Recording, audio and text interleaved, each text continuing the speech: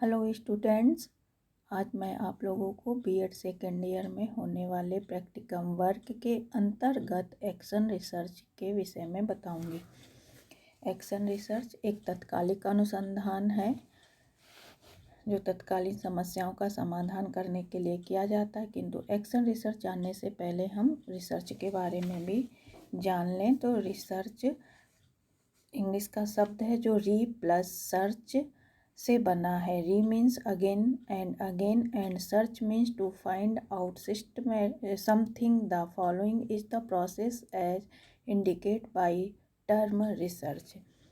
यानी research again and again यानी बार बार खोज करना, यानी बार बार सर्च करना। अंग्रेजी का यह शब्द शोध की प्रक्रिया को प्रस्तुत करता है कि शोधकर्ता किसी तथ्य को बार बार देखता है यानी ऑब्जर्व करता है, जिसके संबंध में डेटा कलेक्ट करता है और उनके आधार पर उसके संबंध में निष्कर्ष निकालता है। अर्थात अनुसंधान यानी रिसर्च एक प्रोसेस है जिसमें डेटा का एनालिसिस किया जाता है, जिसके आधार पर किसी समस्या का विश्वसनीय समाधान ज्ञात किया जाता है।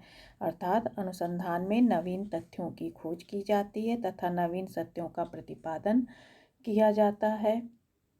शोध कार्यों के द्वारा प्राचीन कॉन्सेप्ट एवं फैक्ट हैं उनका नवीन अर्थापन यानी न्यू इंटरप्रिटेशन किया जाता है। मतलब अनुसंधान के द्वारा समस्याओं का समाधान करके ज्ञान में वृद्धि की जाती है और इसके द्वारा मतलब नई चीज़ों की खोज की जाती है। तो अनुसंधान नवीन ज्ञान प्राप्त करने के लिए एक व्यवस्थित प्रयास है। यानी रेडमैन और जॉन डब्ल्यू वेस्ट ने अनुसंधान के विषय में कहा है कि अनुसंधान अधिक औपचारिक, व्यवस्थित तथा गहन प्रक्रिया है जिससे वैज्ञानिक विधि विश्लेषण को प्रयुक्त किया जाता है। अनुसंधान में व्यवस्थित स्वरूप को सम्मिलित किया जाता है जिसके फलस्वरूप निष्कर्ष निकाले जाते हैं और उनका औपचारिक आलेख तैयार किया जाता है।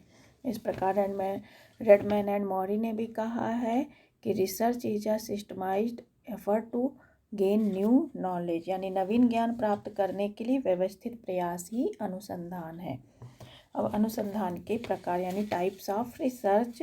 पहला है फंडामेंटल रिसर्च यानी मौलिक अनुसंधान जो नवीन ज्ञान की वृद्धि करता है, नवीन सिद्धांतों का प्रतिपादन करता है, नवीन तथ्यों की खोज कर प्राप्त परिणामों का जनरलाइजेशन करता है। और इसके अंतर्गत आते हैं एक्सपेरिमेंटल रिसर्च यानी प्रयोगात्मक अनुसंधान जिसमें नए सिद्धांतों एवं नियमों का प्रतिपादन किया जाता है। बी में आता है हिस्टोरिकल रिसर्च जिसमें नवीन तथ्यों की खोज की जाती है और अतीत का यानी पास्ट का साइंटिफिक स्टडी की जाती है, यानी पास्ट की साइंटिफिक स्टडी की जाती है। और नेक्स्ट है दार्शनिक अनुसंधान यानी फिलोसफिकल रिसर्च जिसमें नवीन मूल्यों एवं सिद्धांतों की स्थापना की जाती है। सेकंड नंबर पर है अप्लाइड रिसर्च यानी व्यवहारिक अनुसंधान। इस अनुसंधान के अंतर्गत ऐसे अनुसंधान आते हैं जिनसे व्यवहारिक उपयोग के माध्यमों की खोज की जाती है अथवा मौलिक अनुसंधानों को व्यवहारिक रूप में परिवर्तित करने का प्रयास किया जाता है। जैसे लर्निंग के नियम वगैरह साइको में सर्च हुई, अब उनका एजुकेशन के क्षेत्र में प्रयोग करना, तो ये हुआ अप्लाइड अनुसंधान। और जो एक्शन रिसर्च है थर्ड नंबर पर क्रियात्मक अनुसंधान एक प्रकार के तत्कालिक अनुसंधान होते हैं जो एक निश्चित समाज में किसी तथ्य की खोज करते हैं या प्रत्यक्ष समस्या का समाधान प्रस्तुत करते हैं, अर्थात किसी समस्या का समाधान ढूंढते हैं, वो व्यवहारिक होते हैं। क्रियात्मक अनुसंधान शिक्षक, प्रधानाचार्य, प्रबंधक, प्रशासक, निदेशक, निरीक्षक अथवा अन्य विद्यालय के कर्मचारियों द्वारा विद्यालय की समस्याओं को सुलझाने के लिए किया जाता है जिसका लक्ष्य विद्यालय की प्रगति तथा विकास करना होता है। यह कक्षा तथा विद्यालयों में प्रतिदिन उठने वाली समस्याओं का एक समाधान है या शिक्षा के क्षेत्र में परिवर्तन लाने या तेजी से विकास करने का एक प्रयास है जिसमें समस्या का हल अपेक्षाकृत शीघ्र प्राप्त होता है। तो क्रियात्मक अनुसंधान शिक्षक की समस्याओं के समाधान के लिए अत्यंत ही महत्वपूर्ण उपकरण है। इससे शिक्षण की समस्याओं का वैज्ञानिक विधि से समाधान खोजा जाता है, जिससे शिक्षण में वांछित सुधार लाया जा सके। और क्रियात्मक अनुसंधान के द्वारा विद्यालयों की कार्य पद्धति में सुधार एवं विकास करने का प्रयास किया जाता है। अब है कि इसकी उत्पत्ति, ऑरिजिन ऑफ एक्शन रिसर्च। तो इसकी उत्पत्ति किस प्रकार हुई? The concept of action research is based on modern human organisation theory. यानी इस कॉन्सेप्ट की जो उत्पत्ति का स्रोत है वो आधुनिक मानव व्यवस्था सिद्धांत यानी मॉडर्न ह्यूमन ऑर्गेनाइजेशन थ्योरी ही है। यह व्यवस्था सिद्धांत कार्य तथा संबंध यानी टास्क एंड रिलेशनशिप पर केंद्रित होता है। इस सिद्धांत की प्रमुख धारणा यह है कि व्यवस्था के कार्यकर्ता में कार्यकुशलता के साथ साथ समस्या समाधान की क्षमता भी होती है। उसके अपने कुछ मूल्य भी होते हैं, इसीलिए कार्यकर्ताओं को उसकी कार्य प्रणाली की समस्याओं के समाधान का अवसर देना चाहिए। जैसे टीचिंग से संबंधित समस्या है तो उसको एक शिक्षक उससे इन्वॉल्व है तो वो उसको अच्छी तरीके से कुशलतापूर्वक कर सकता है। तो जैसे शिक्षण से संबंधित समस्याओं के लिए जो एक्शन रिसर्च करेगा वो एक टीचर करेगा। फिर the concept of action research is being used in education since 1926। तो ये जो शिक्षा के क्षेत्र में क्रियात्मक अनुसंधान यानी एक्शन रिसर्च का विकास 1926 में माना जाता है, क्योंकि सर्वप्रथम बकिंघम ने अपनी पुस्तक रिसर्च फॉर टीचर्स में इसका उल्लेख किया था। परंतु स्टीफन एम कोरी ने एक्शन रिसर्च का शिक्षा की समस्याओं के लिए सर्वप्रथम प्रयोग किया, यानी सर्वप्रथम यूज उन्होंने किया समस्याओं के लिए, तो इसलिए इसके प्रवर्तक एम कोरी माने जाते हैं। अब है डेफिनेशन ऑफ एक्शन रिसर्च। तो सबसे पहले स्टीफन एम कोरी की। तो स्टीफन एम कोरी ने जो डेफिनेशन दी है, action research is a process for studying problems by practitioner scientifically to take decision for improving their current practices. यानी क्रियात्मक अनुसंधान समस्याओं का अध्ययन करने की वह प्रक्रिया है जिसके द्वारा कार्यकर्ता अपनी कार्य प्रणाली में सुधार हेतु अपने निर्णयों को बदलने के लिए उनका वैज्ञानिक अध्ययन करता है। सारा ब्लैकवेल ने कहा है कि research concerned with school problems carried on by school personnel to improve school practices is action research. यानी क्रियात्मक अनुसंधान विद्यालयों की समस्याओं से संबंधित विद्यालय कार्यकर्ताओं द्वारा विद्यालय की कार्य प्रणाली में सुधार लाने के लिए किया गया अनुसंधान है। यानी कि जो उस समस्या से संबंधित है उसी के द्वारा ये क्रियात्मक अनुसंधान यानी एक्शन रिसर्च किया जाता है। अब इसके objectives of action research.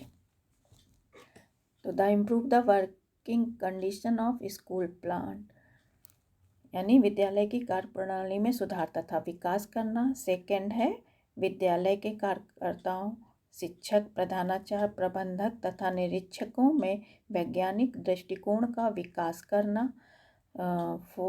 Third है विद्यालय की कार्यप्रणाली को प्रभावी बनाना और हेल्दी इन्वायरमेंट डेवलप करना जिससे स्टूडेंट की लर्निंग हो सके। और नेक्स्ट है विद्यार्थियों के परफॉर्मेंस लेवल को ऊपर करना और उन्हें अच्छा प्रदर्शन करने के लिए एप्रिसिएट करना। फिर है कैरेक्टरिस्टिक्स ऑफ एक्शन रिसर्च। पहला है a type of applied research. यह एक प्रकार का व्यवहारिक अनुसंधान है, क्योंकि इस प्रकार के अनुसंधान में तात्कालिक समस्याओं का अध्ययन करके उसके आधार पर समस्याओं का समाधान किया जाता है या उनमें सुधार के संबंध में कोई डिसीजन लिया जाता है। नेक्स्ट है स्टडी ऑफ इमीडिएट प्रॉब्लम्स। क्रियात्मक अनुसंधान में अनुसंधानकर्ता केवल यहाँ और अभी की समस्याओं का अध्ययन करता है, यानी तत्कालीन समस्याओं का अध्ययन करता है। यह तात्कालिक समस्याएं संपूर्ण समाज या समुदाय की न होकर केवल लोकल होती हैं, यानी स्थानीय प्रकार की होती हैं। फिर नेक्स्ट है modification solution of immediate problems. तो अब इसमें क्रियात्मक अनुसंधान में स्थानीय समस्याओं का अध्ययन का उद्देश्य केवल जानकारी प्राप्त करना ही नहीं होता है, बल्कि उसके कारणों का पता करके समस्या का जल्द से जल्द समाधान करना होता है। नेक्स्ट है मॉडिफिकेशन ऑफ इमीडिएट प्रॉब्लम्स। तत्कालीन समस्याओं का सुधार, यानी तत्कालीन समस्याओं के जो कभी कभी मतलब ऐसी समस्याएं होती हैं जिनका हम समाधान नहीं कर सकते, किंतु उनमें सुधार किया जा सकता है। तो हम इसके लिए भी क्रियात्मक अनुसंधान कर सकते हैं। यदि उस समस्या का समाधान नहीं हो पा रहा तो उसमें हम सुधार कुछ ना कुछ तो ज़रूर कर सकते हैं। फिर है सब्जेक्टिव स्टडी, यानी वस्तुपरक अध्ययन। ये इस तरीके के अनुसंधान में मतलब निष्पक्ष होकर अध्ययन करना होता है, और तत्कालिक समस्याओं का अध्ययन करते समय यह प्रयास होना चाहिए कि संपूर्ण अध्ययन की अवधि में और उसके परिणामों में रिसर्चर की मनोवृत्ति या उसकी विचारधाराओं और उसके जो इमोशंस हैं और जो उसकी बायस है या किसी भी प्रकार की थिंकिंग का प्रभाव उसके परिणाम पर नहीं पड़ना चाहिए, यानी एक्यूरेट परिणाम होने चाहिए, यानी शुद्ध। फिर है limited to the study of local people. ये स्थानीय लोगों के अध्ययन तक ही सीमित है।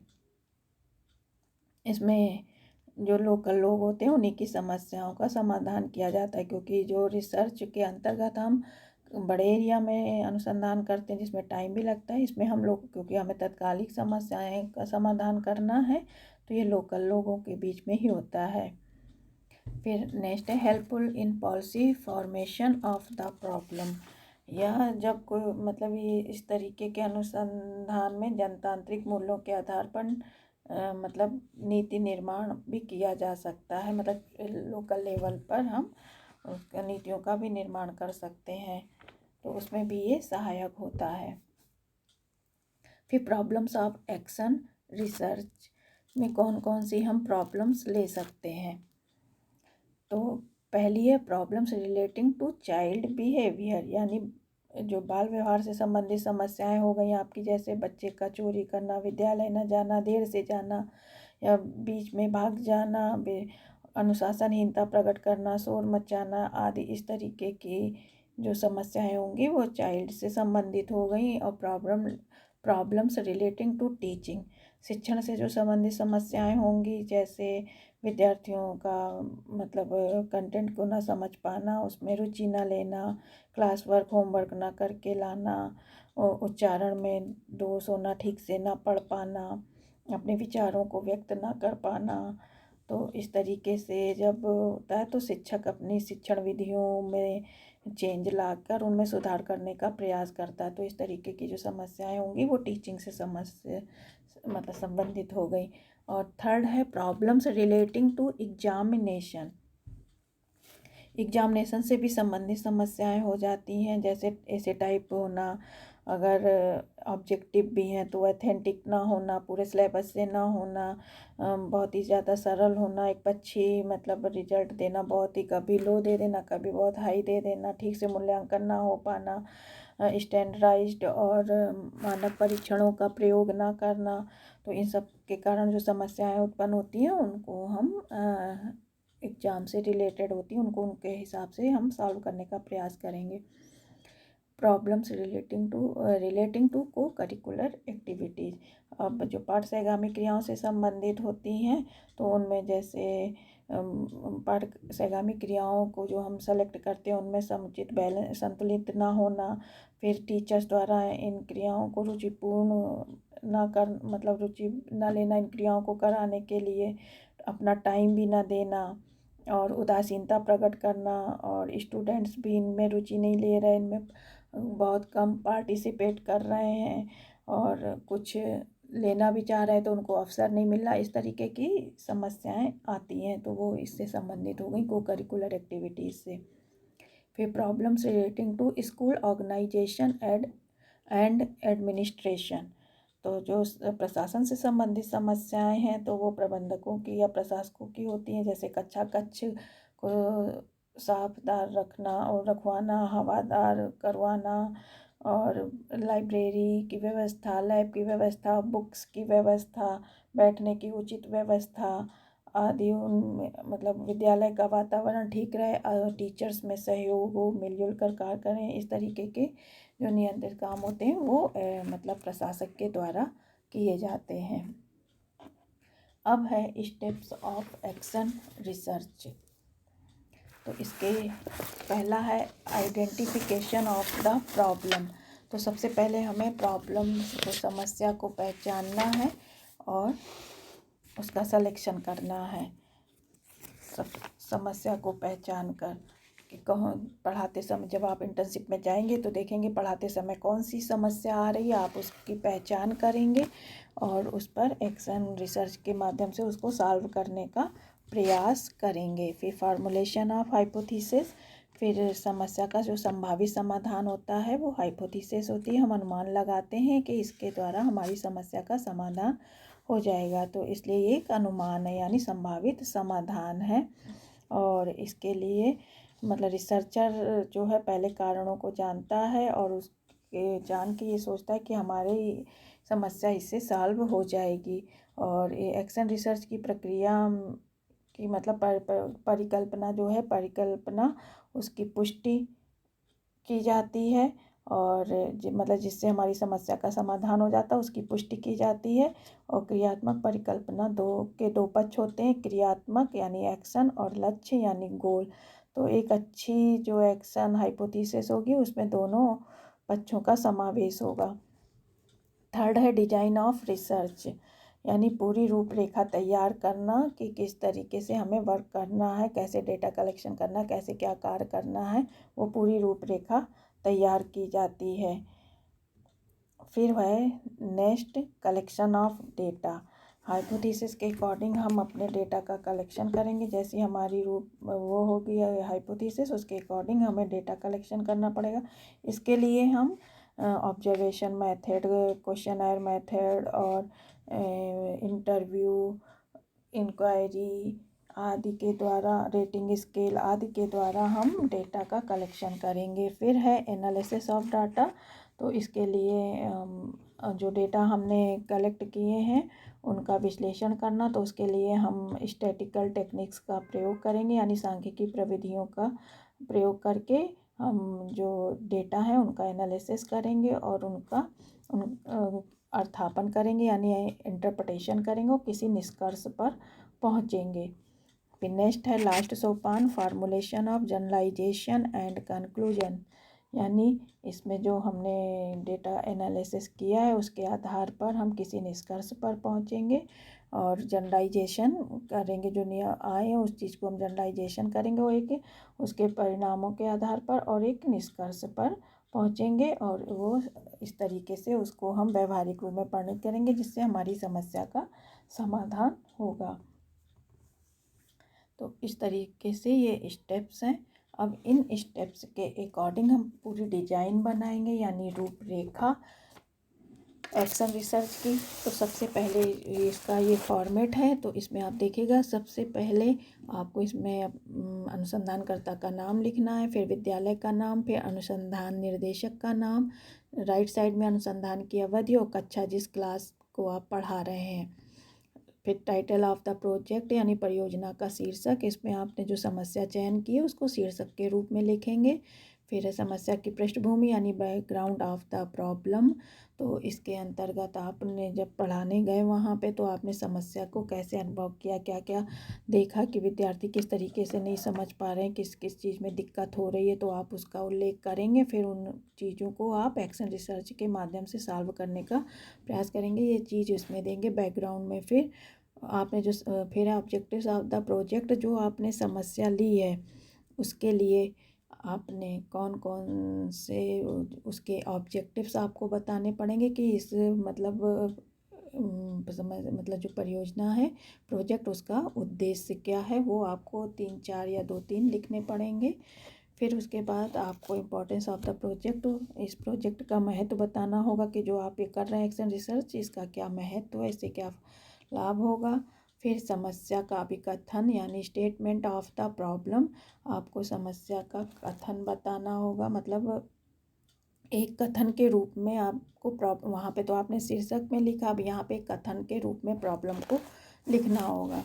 फिर समस्या का परिसीमन, डिलिमिटेशन ऑफ द प्रॉब्लम, अब यहाँ पे आपको उसका समस्या का डिलिमिटेशन करना होगा।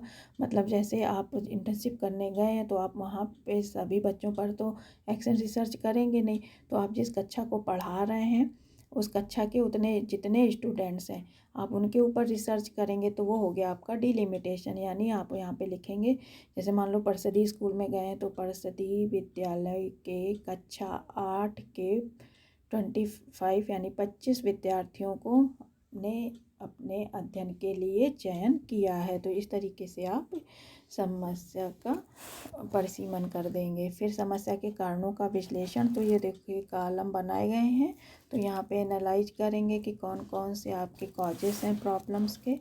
तो उसमें आपके पहले में सीरियल नंबर देना है और दूसरे में समस्या के संभावित कारण हैं, probable causes of the problem, कि आप पढ़ाते समय आपको लगा कि ये कारण हो सकते हैं, यानी प्रीवियस नॉलेज का अभाव हो सकता है बच्चों में, टीचर्स केवल लेक्चर मेथड से पढ़ाते हों, मटेरियल ऐड ना प्रयोग करते हों, विद्यार्थी पढ़ने में रुचि ना लेते हों, ये सब कारण हो सकते हैं।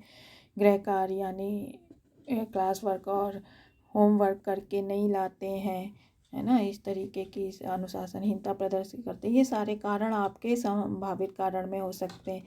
फिर उसके लिए आपने किस प्रकार से इन कारणों का पता लगाया, तो वो साक्ष्याँ यानी एविडेंस, आपने स्टूडेंट से पूछताछ की या इंक्वायरी की, टीचर से पूछा, ये सब आप यहाँ पे लिखेंगे। फिर है तथ्य तथा अनुमान, अब यहाँ पे जैसे आपने प्रीवियस नॉलेज है तो आपने पढ़ाते समय अनुभव किया, तो एक अनुमान लगाया कि हो सकता है कि इनका प्रीवियस नॉलेज कम हो, तो वो तो अनुमान हो गया। और जब कोई लिखित रूप में कोई चीज़ प्राप्त हो रही है, जैसे आपने मटेरियल ऐड को स्टॉक रजिस्टर के माध्यम से चेक किया, तो वो एक लिखित प्रमाण है, तो वो फैक्ट हो गया आपका।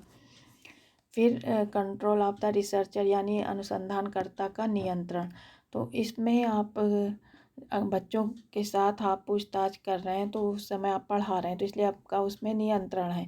लेकिन जब आप टीचर्स या प्रिंसिपल से कोई इंक्वायरी ले रहे हैं तो उस पर आपका नियंत्रण नहीं होता है, क्योंकि वो सहयोग कर भी सकते हैं, नहीं भी कर सकते। तो वहाँ पे लिखेंगे कि टीचर यानी शिक्षक के सहयोग से नियंत्रण में हो सकती है। फिर कारणों का प्राथमिक क्रम, तो यहाँ पे है priority serial of the causes, यानी कि आपने जो कारण लिखे हैं उसमें सबसे महत्वपूर्ण कारण आपको कौन सा लग रहा है इस समस्या का, तो उसको नंबर 1 देंगे, उससे कम नंबर 2 रखेंगे, उससे कम को नंबर 3 पे, तो इस तरीके से उसमें प्राथमिक क्रम दे देंगे। हो सकता है जो आपने 4 नंबर पे कारण लिखा हो वो आपको सबसे महत्वपूर्ण लग रहा हो, तो उसको नंबर 1 दे देंगे। फिर उसके बाद है क्रियात्मक परिकल्पनाओं का निर्माण यानी formulation of the action hypothesis, जब आपने कारण जान लिए फिर आप हाइपोथेसिस का निर्माण करेंगे। हाइपोथेसिस के विषय में बता ही चुके कि समस्या का संभावित समाधान है। तो यहाँ पे जैसे मान लीजिए किसी भी सब्जेक्ट को पढ़ाने के लिए आपने समस्या बनाई कि व्याख्यान विधि एवं व्याख्यान प्रदर्शन विधि का तुलनात्मक अध्ययन, मान लीजिए ये आपने बना ली। अब यहाँ पे आप लिखेंगे कि जो हाइपोथेसिस बनाएंगे तो नेचुरली है कि जब आप मटेरियल ऐड के द्वारा पढ़ाएंगे तो वो ज़्यादा प्रभावी होगा, तो आप यहाँ लिख सकते हैं कि व्याख्यान प्रदर्शन विधि व्याख्यान विधि से ज़्यादा उत्तम है, तो ये आपकी हाइपोथेसिस बन गई। फिर नीचे है सिलेक्शन ऑफ द टूल्स यानी उपकरणों का चयन, जब उपकरणों का चयन में वही जो जिसके माध्यम से आपने डेटा कलेक्शन किए हैं, यानी आपने ऑब्जर्वेशन किया, इंटरव्यू लिया, है ना, इंक्वायरी करी, और या रेटिंग स्केल के द्वारा या क्वेश्चन पूछे क्वेश्चन एर के द्वारा, तो ये सब आपके टूल्स में आ जाएंगे।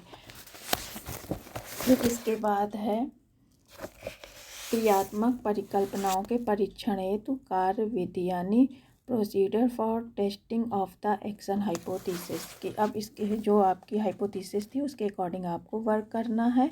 तो पहले कॉलम में है वर्क डन, यानी किया गया कार्य। अब जो जिस तरीके से आप पढ़ाएंगे, कार्य करेंगे, तो पहले तो आप देखेंगे कि वहाँ पे मटेरियल ऐड क्या क्या है, जो मिल गया उसकी सूची बनाई, फिर खुद व्यवस्था करेंगे, क्योंकि अब आप उनको अच्छी तरीके से मटेरियल ऐड की सहायता से पढ़ाएंगे। फिर उसके द्वारा से आपने समझाया वो लिखेंगे कि हमने इसके द्वारा विषय वस्तु स्पष्ट की, श्यामपट्ट में फैक्ट लिख के, डेट लिख के समझाया, डायग्राम बना के समझाया, चार्ट के द्वारा समझाया। जो जो चीज़ तरीके से आप पढ़ाएंगे वो सब यहाँ पे मेंशन करेंगे। होमवर्क दिया, क्लास वर्क दिया, उसको चेक किया, ये सारी चीज़ें आ जाएंगी। और कार्यविधि में आपका आ जाएगा कि उससे संबंधित जो कार्य आप करेंगे, यानी जैसे चार्ट मॉडल पहले आपने इकट्ठे किए हैं तो उनको किस तरीके से, तो वो लिखेंगे। बाजार से खरीद कर स्वयं बनाया, इस तरीके से जो विषय वस्तु चार्ट मॉडल के द्वारा स्पष्ट कर रहे हैं तो वो लिखेंगे। श्यामपट्ट की सहायता से चार्ट के द्वारा, मॉडल के द्वारा स्पष्ट मतलब किया गया। फिर टूल्स में वही लिखेंगे जो आपके साधन होंगे उनके बारे में। फिर समयावधि कितने दिन, अगर 30 दिन के आप बना रहे हैं तो पूरा आपका जो जितने भी आप कार्यविधि करेंगे 3, 4, 5, वो टोटल आपकी पूरी 30 दिन की आनी चाहिए। तो इस तरीके से आप पूरा ये कॉलम तैयार करेंगे। फिर है कलेक्शन ऑफ द डेटा, तो फिर आप बताएंगे कि इसमें डेटा का कलेक्शन किस तरीके से किया। फिर एनालिसिस ऑफ द डेटा, कि आपने एनालिसिस किस माध्यम से किया, सांख्यिकी विश्लेषण किया, कैसे किया, वो सब आप इसमें एनालिसिस में बताएंगे। फिर एनालिसिस के बाद क्या परिणाम प्राप्त हुआ, यानी रिजल्ट, उसके बारे में बताएंगे।